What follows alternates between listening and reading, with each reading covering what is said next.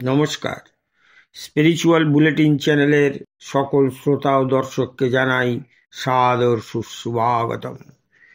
তখন নৈমিষারণ্য মহাতীর্থস্থান উত্তরপ্রদেশে। তো তখন আমরা গুরুদেবের সঙ্গে সাধন ভজনে রত আছি।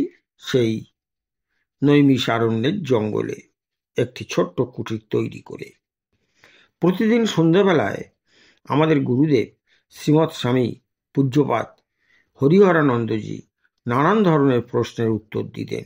প্রশ্ন করতাম আমরা শিষ্যরা। তো একদিন আমার এক গুরু ভাই মহারাজকে প্রশ্ন করলেন, গুরুদেবকে বললেন, গুরুদেব, মানুষের সংসারে নিত্য নানান ধরনের সমস্যা, এই সমস্যা থেকে মুক্তির কি কোনো উপায় আছে? গুরুদেব মৃদু হেসে বললেন, অবশ্যই আছে। সেটি হলো একটি মন্ত্র সকালে ঘুম থেকে উঠে পাঠ করতে হবে। এই মন্ত্র পাঠ করে নিজের রাজ্য হারিয়ে ফেলা রাজা সুরথ ফিরে পেয়েছিলেন। আবার এই মন্ত্র পাঠ করে সমাধি বৈশ্যের ব্রহ্মজ্ঞান লাভ হয়েছিল। এটি অত্যন্ত সিদ্ধ একটি মন্ত্র। মন্ত্রটি তোমাদের বলছি। এই বলে গুরুদেব মন্ত্রটি বললেন। আজ আপনাদেরও সেই মন্ত্রটি বলছি। মন্ত্রটি হল ওম হ্রিং ভগবতী দুর্গাঐ নমঃ।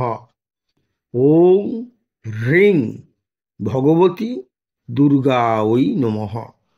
ওম হ্রিং ভগবতী দুর্গাঐ নমঃ।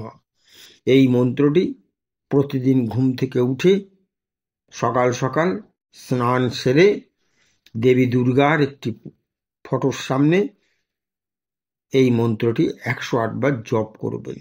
দেখবেন মুশকিল আসান একেবারে সহজ হয়ে যাচ্ছে। জীবনের সমস্ত সমস্যা আপনাকে নিজে থেকে সমাধান খুঁজে বার করতে হচ্ছে না। দেবী দুর্গার কৃপায় আপনার সমস্ত সমস্যার সমাধান হয়ে যাচ্ছে, অটোমেটিক্যালি হবে, কারণ এটি অত্যন্ত সিদ্ধ মন্ত্র। এমন কথা বলেছিলেন আমাদের গুরুদেব।